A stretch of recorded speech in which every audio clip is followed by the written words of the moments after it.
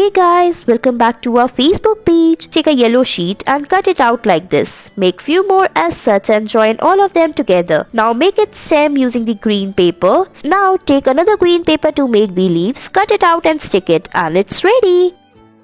Next, we will take a light pink paper, cut it out like this. Now cut it from the between. Make the cuts on it and cut out the frills like this. Now after making the frills, cut it very carefully, fold it like this. Make few more as such. Now take a green paper and fold it to make it stem. Stick the leaves on it one by one like this. And your flower is almost ready. Now we will take another green sheet to make the leaves. Cut it out in the leaf shape. First fold it as shown in the video. Now open it and fix it on the flower and it's done.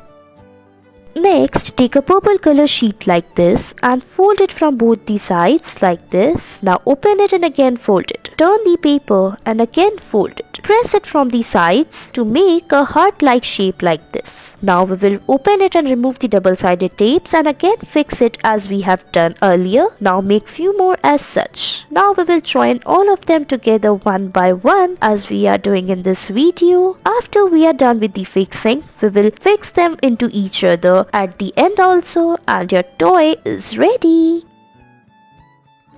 Next, we will take a multiple color paper like this. Now fold it as shown in the video. Press it and your toy is ready.